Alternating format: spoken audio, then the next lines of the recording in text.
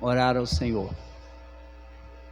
Pai querido, nós te pedimos que o Senhor fale ao nosso coração, coloque, ó Pai, no nosso coração a Tua palavra, através da ação do Teu Espírito, para que saiamos daqui, ó Deus, edificados para a glória do Teu nome, vivendo segundo a vontade do Senhor, segundo os propósitos do Senhor, e que o nome do Senhor seja exaltado nas nossas vidas.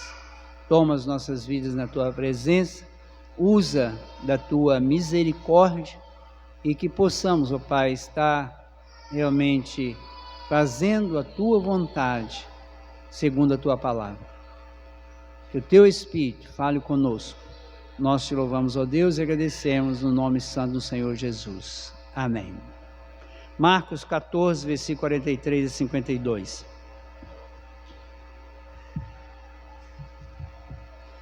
Mantenha sua Bíblia aberta.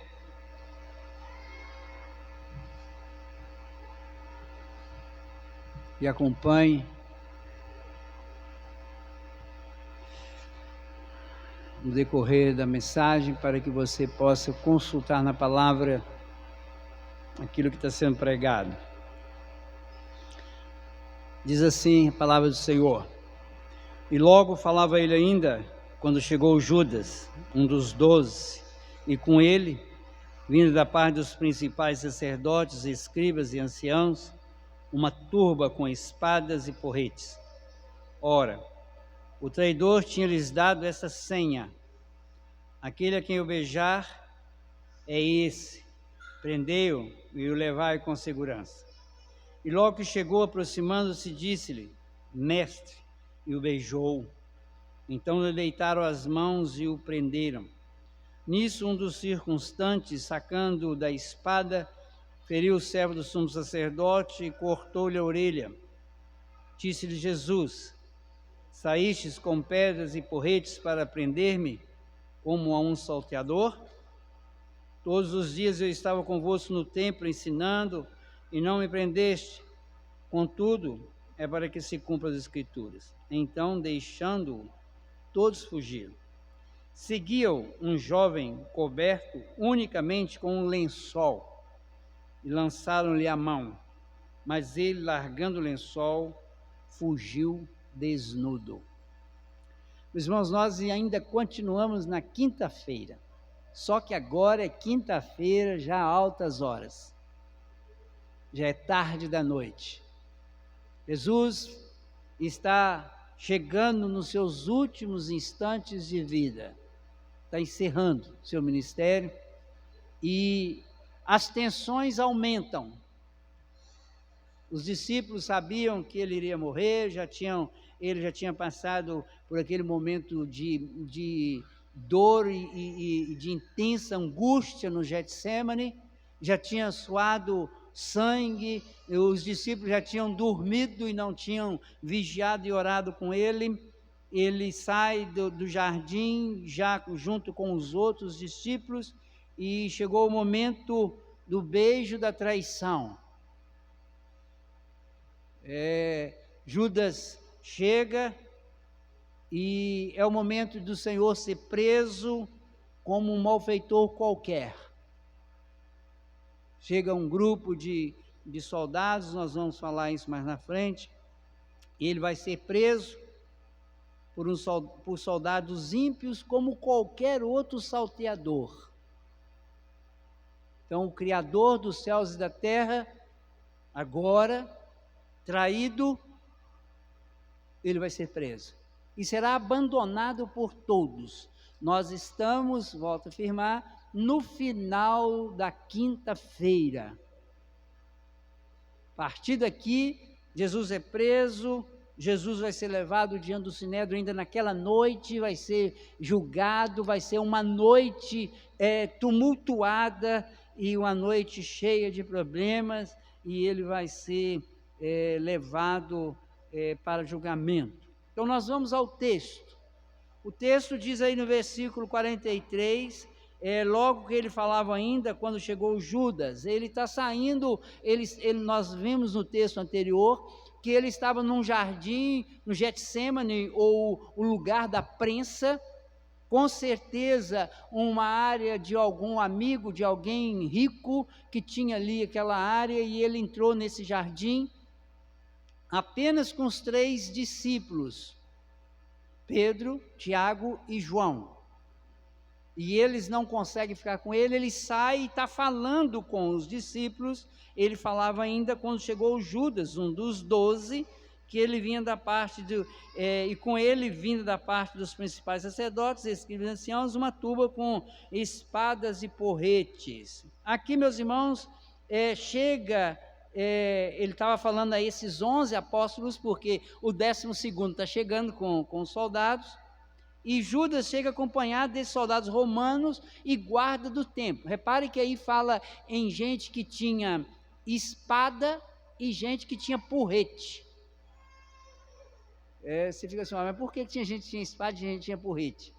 A espada era soldado romano, porrete eram os guardas do templo.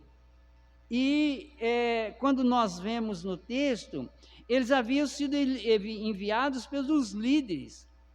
Repare que o texto diz assim, vinda da parte dos principais sacerdotes, escribas e anciões. Ou seja, a liderança religiosa havia se reunido, porque nós vimos anteriormente que eles estavam se preparando para prender Jesus depois da festa da Páscoa. Com a proposta de Judas de entregar Jesus, eles se reúnem, tomam uma decisão e enviam soldados. Com certeza eles pediram aos romanos para que mandasse soldados juntos com os guardas do templo.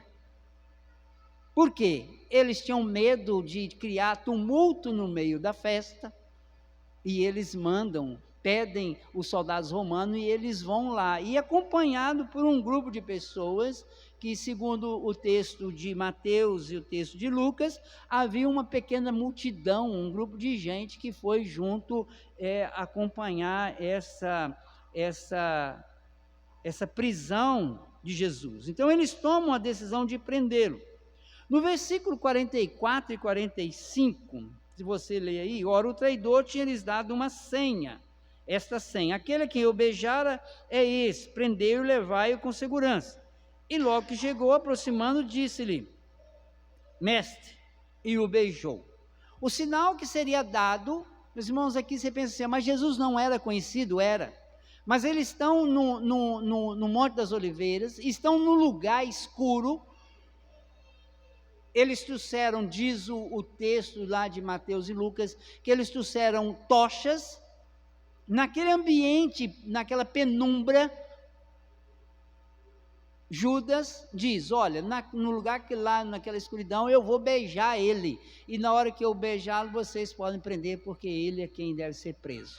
E Judas chega e dá esse sinal, ele beija, e ele diz e chama Jesus de rabino, ou ele chama Jesus de mestre.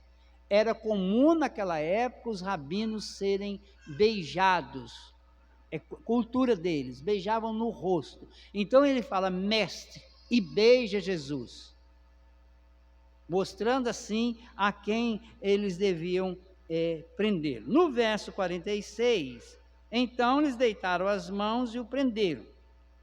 Quando nós vamos ver o texto lá de Lucas, e o texto paralelo, nós vamos ver que Jesus diz em Mateus, que se ele quisesse, ele mandava vir 12 legiões de anjos. O outro texto diz que aquelas pessoas caíram, eles aproximam de Jesus, e eles caem, e levantam e prendem Jesus. E nesses versículos, meus irmãos, nós vamos entender o seguinte, que, na verdade, Jesus está no controle da situação. Ele fala, olha, Se eu precisasse, eu pedia 12 legiões de anjos e resolveria esse problema. Eles caem, levantam, prendem Jesus, mas o que está acontecendo aqui é que Jesus está no controle da situação. Ele não é um salteador que está sendo dominado por uma polícia, vamos dizer assim. Ele está no controle da situação. Eles chegam, ele fala, se for preciso eu peço uma legião de anjos, eles vêm aqui. Aquelas pessoas que foram prendê-lo caem, segundo o texto de Mateus e de Lucas, levantam e o prendem. É isso que está acontecendo. No verso 47, segundo o texto de João, capítulo 18, que vai do versículo 1 até o versículo 11, João cita o que Mateus omite. O verso 47 diz assim: nisso um dos circunstantes, sacando a espada, feriu o servo do sumo sacerdote e cortou-lhe a orelha. O Evangelho de João esclarece isso. No Evangelho de João diz o seguinte, que Pedro lançou da espada e fere Malcom. Malcom era o servo do sumo sacerdote. Nós vamos ver mais na frente que João, ele era conhecido do sumo sacerdote.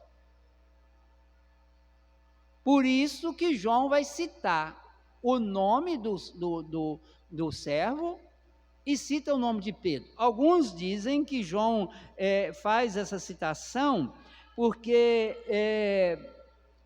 já tinha passado talvez o período de risco de Pedro ser preso, é uma conjectura, mas João cita, Pedro corta a orelha de Malco, e Jesus age e põe a orelha no lugar, e chama a atenção no texto de Mateus, Lucas, ele chama a atenção de Pedro.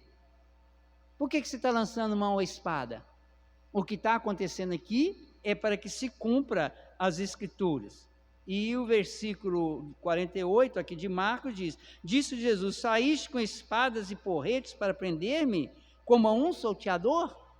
Ele está dizendo aí no versículo 48, Jesus faz essa pergunta não porque alguém faz uma pergunta qualquer a ele, alguém fala alguma coisa, é diante da situação, ele faz essa colocação. No 49, Jesus vai mostrar que a vida dele era uma vida que não era escondida. Ele mostra que a sua vida não tinha nada de oculto, que eles poderiam prendê-lo em qualquer época. Olha o que ele diz no 49. Todos os dias eu estava convosco no templo, ensinando e não me prendeste. Contudo, é para que se cumpram as Escrituras.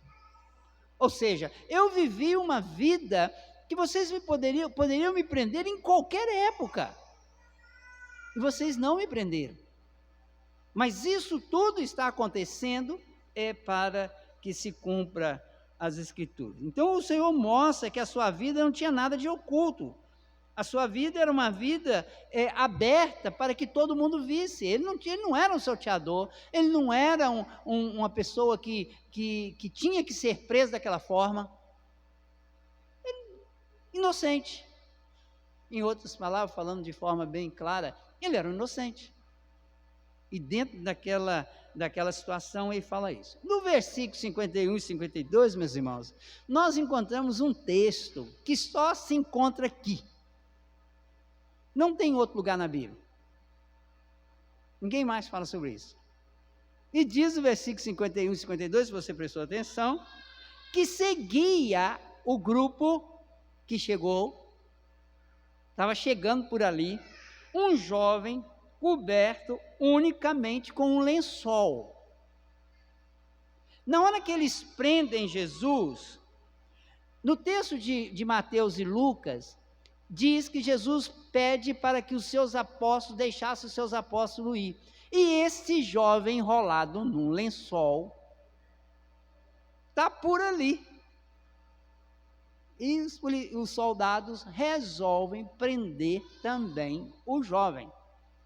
E diz o texto que eles lançam-lhe a mão. Mas ele, muito esperto, o que ele faz?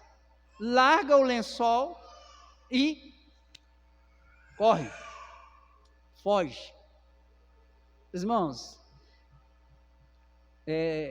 tem um monte de teoria com relação a esse jovem. Tem um monte de teoria. Eu, para ser honesto com vocês, é a primeira vez na minha vida, nesses anos todos de ministério, que eu tenho que falar sobre esse texto. Eu nunca falei sobre isso. Eu sempre achei muito engraçado esse negócio, mas eu não entendia por que estava aqui. Nunca. E eu fui obrigado a pesquisar, olhar, descobrir, tentar reconhecer. Na verdade, meus irmãos, esse jovem, com certeza, era o próprio Marcos que escreveu o livro. Era o próprio Marcos. Esse evangelho foi escrito por João Marcos. João Marcos é aquele moço que houve aquele atrito entre Paulo e Barnabé por causa dele. E ele se apresenta lá em Atos capítulo 12, versículo 12, quando a igreja está reunida orando numa casa de uma mulher chamada Maria, enquanto Pedro estava preso. A igreja estava orando, e a igreja estava orando numa casa de Maria, mãe de um jovem chamado João Marcos, que é o autor do livro. Por que só está aqui? Porque só ele podia saber disso. Ninguém mais sabia disso. E ele escreve isso. Essa é a teoria mais aceita, de que com certeza esses soldados com Judas passaram na casa de Maria, que provavelmente deve ter sido a casa onde foi feita a ceia, aonde Jesus coloca o pão na boca de Judas e Judas sai, deve ter passado por lá e foram para o Getsemane para pegar Jesus, para prender Jesus. E esse João Marcos deve ter levantado o acordado e saído e ido atrás para ver o que está acontecendo. Não me pergunte por que ele foi enrolado num lençol. Ele deve ter saído correndo demais, não deu tempo de mudar a roupa. Mas uma coisa é certa, ele foi e viu tudo aquilo, e ele foge quando eles tentam pegar ele. Meus irmãos, esse texto tem algumas coisas para nos ensinar sobre Deus. Você pode pensar assim, não tem muita coisa aqui. Não, tem muita coisa nesse texto que nós precisamos de entender. Primeira coisa sobre Deus é que Deus cumpre os seus propósitos, apesar da intenção má dos homens. Meus irmãos, preste atenção aqui. Qual era a intenção de Judas e dos soldados? Prender Jesus, prender um inocente. A intenção má dos homens não impede os propósitos eternos de Deus. Põe isso na sua cabeça. O homem, ele pode ter intenção má do jeito que for, mas não impede a boa intenção de Deus. Nós vamos encontrar isso de forma muito clara, citada por José, no capítulo 50 de Gênesis. Quando os irmãos de José, depois da morte do seu pai, eles vão conversar com José para tentar evitar que José os punisse por causa daquilo que eles fizeram com José, venderam José. José vira para eles e fala assim: vocês intentaram o mal contra mim, mas Deus tinha a intenção boa. Ou seja, Deus intentou o bem. Aqui, meus irmãos, os propósitos eternos de Deus não são impedidos diante da intenção má dos homens. A intenção má dos homens não impede a intenção boa de Deus. Jesus cumpriu fielmente a vontade do Pai. Aqui nesse texto nós encontramos Jesus, o Senhor da situação. Os policiais caem, ele diz, se eu quisesse eu mandava vir, eu mandava descer, sei lá, vir uma 12 milícias de anjo, um monte de anjo, eu resolveria esse negócio aqui rapidinho. Mas Jesus não faz isso. Ele pede para que eles não prendam seus apóstolos, os soldados caem, mas levantam. Então Jesus cumpre fielmente a vontade do Pai. Jesus não perdeu o controle da situação. Ele não perde o controle, mas ele se mantém firme, com domínio próprio, no meio de uma situação de pessoas tensas, pessoas com medo, pessoas numa situação complicada da prisão dele, ele se mantém firme. Ele se mantém naquilo que nós temos tanta dificuldade, que é o domínio próprio. Ele tem domínio próprio, ele se mantém firme ali. Aqui, meus irmãos, nós encontramos a inabalável compostura de Jesus diante do medo e o nervosismo dos presentes. Está todo mundo nervoso, todo mundo com medo, gente para prender, gente falando, gente gritando, a situação naquele caos. Jesus se mantém naquela compostura dele, naquela posição dele firme. O seu desejo de se isolar para o bem do seu povo, ele se isola aqui nesse texto. Ele se mantém sozinho, ele encara os seus inimigos, sofre o que tinha que sofrer, se entrega, sem reagir, e permite que seus apóstolos saiam. E esse jovem, quase que é preso. Mas uma coisa nós precisamos de ver aqui, Jesus se entrega para a morte, para ser levado, para ser julgado, ser condenado, ser levado para a morte, sem envolver os seus discípulos. Ele se mantém sozinho. O texto nos ensina sobre o homem, que o homem sem Cristo, ele persegue, ele ofende, ele mata, ele faz tudo aquilo que ele sente contra o Senhor. Então o homem sem Cristo, ele age contra Deus. É o que acontece aqui. Judas beija, traindo. Os soldados, apesar de estarem sob ordens, mas eles fazem aquilo, eles são ímpios e eles perseguem o Senhor. O homem em Cristo, ele pode até fugir, que é o que acontece aqui, e uma coisa interessante que nós encontramos nesse texto, e vamos ver no decorrer do restante do livro, que o único que acompanhou Jesus até a cruz foi João. A gente acha que todos, João foge aqui, mas no decorrer do livro nós vamos ver que ele vai até o momento de Jesus ser crucificado. Ele está lá na hora que Jesus está sendo crucificado. O único que se mantém acompanhando Jesus, ele vai até aonde Jesus ia ser julgado, ele vai acompanhando. Nós vamos ver isso, que João foi o único que se manteve. Então aqueles que servem ao Senhor, aqueles que têm Jesus como verdadeiro dono da sua vida, eles podem até, por algum motivo, se afastar, mas depois eles acabam voltando. Meus irmãos, o que nós vamos fazer com o texto? É bonita a história. Jesus foi preso, e o jovem saiu correndo lá, sem o lençol, desnudo, conforme diz o texto. O que nós vamos fazer com esse texto?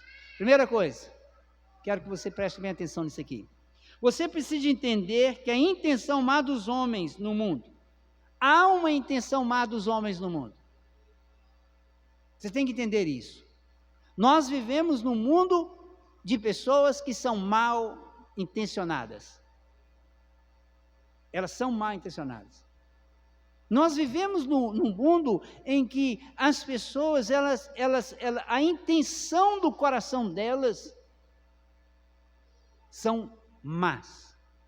Não importa se você está lá, trabalhando lá no seu emprego, na empresa que você trabalha, na escola, na sua casa, no ambiente, na sociedade que você vive, existem pessoas que têm intenção má. Você precisa saber que o Senhor não está inativo no ato intencional mal dos homens. Quando alguém se levanta ou faz qualquer coisa com má intenção contra você, você tem que saber de uma coisa: Deus não está inativo. Deus não está inativo. Nós temos a tendência de achar que na hora que acontece algo mal, promovido por alguém contra nós, a sensação que nós temos e o pensamento que nos vem à mente é de que Deus está, vou usar aqui uma expressão deísta, é que Deus foi para lá e me deixou sozinho aqui nesse mundo. Meus irmãos, não é isso. Não é isso. O que nós precisamos saber é que as intenções de Deus são sempre boas, e essas intenções de Deus sobrepõem as intenções dos homens. O homem pode intentar o mal contra nós, mas Deus, na intenção má do homem, ele tem intenção boa. Preste atenção no que eu vou dizer aqui. Deus não muda uma intenção, um ato mau, em um ato bom. Não é isso. Deus não mudou a intenção dos irmãos de José. Deus simplesmente, no ato da intenção má dos irmãos de José, ele tinha uma boa intenção. A intenção de Deus era o bem. José é vendido para o Egito. A intenção de Deus era salvar a família de Jacó. A intenção dos irmãos de José era matar José. A intenção de Deus era salvar a família de Jacó. A intenção desses homens, dos escribas e fariseus da época, era matar Jesus. A intenção deles era acabar com o pastor para assim sumir com as ovelhas. A intenção deles era acabar com aqueles que os acusavam, que os chamavam de hipócritas. Essa era a intenção deles. Mas a intenção de Deus era perdoar o seu pecado. Essa era a intenção de Deus.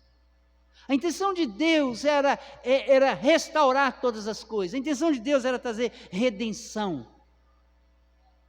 Eles intencionavam o mal. Por isso, o homem é culpado daquilo que ele faz. Por isso o homem é culpado pelos seus pecados, porque ele tem intenção. Ele tem intenção de adulterar, ele tem intenção de roubar, ele tem intenção de matar. Essa é a intenção do coração do homem. E ele é culpado e condenado por causa das suas intenções. Mas Deus, muitas vezes, usa da intenção má para providenciar algo bom para os homens, para a sua igreja, para o seu povo. Então, meus irmãos, nós devemos conhecer a providência de Deus que governa, controla e dirige todas as coisas. Nós precisamos de conhecer isso. Nós precisamos de entender isso, que aqui está agindo a providência de Deus.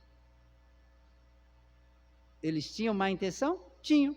Executaram a má intenção? Executou. Judas foi lá e beijou Jesus e disse: Rabi, mestre. A sua intenção era entregar Jesus para ser preso, mas a intenção de Deus para que se cumprisse as Escrituras era trazer redenção ao seu povo.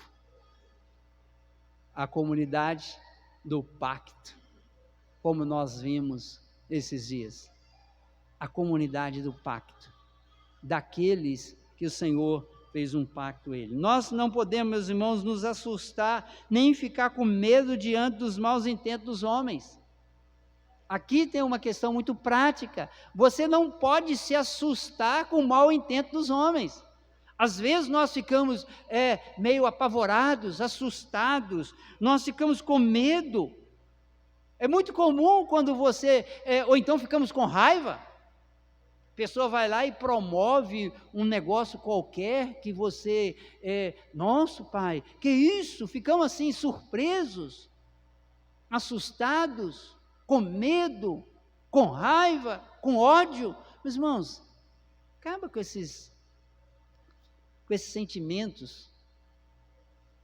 Não importa qual é a intenção dos homens, o que importa é a intenção de Deus, a providência dele, que governa todas as coisas, dirige todas as coisas. Mantenha-se firme, pois todas as coisas cooperam para o bem daqueles que amam a Deus.